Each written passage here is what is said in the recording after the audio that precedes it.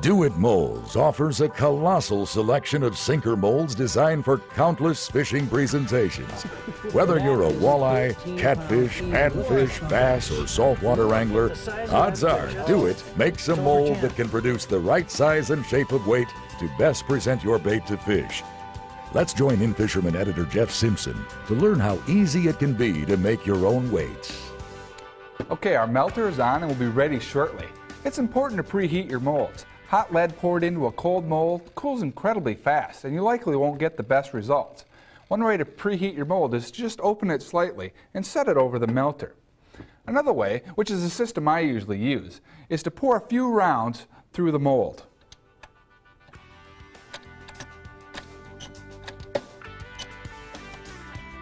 Let's start out by making the easy one, like the classic walking sinker.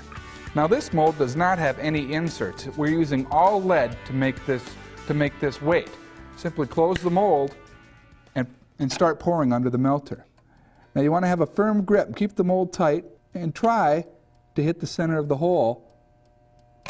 You can tell if it's working. If you hit that center, boy, you're probably going to get a pretty good cast, pretty good weight.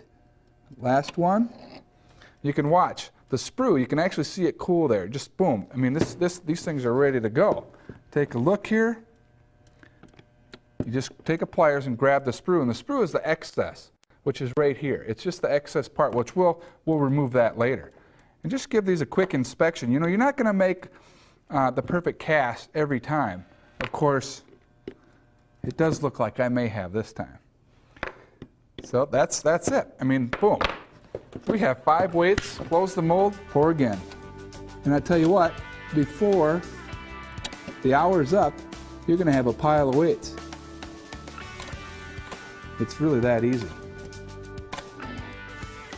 Okay, that one should be good to go. Yeah, these are all good.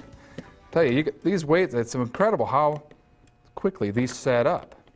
And that's going to be enough weights for starters here.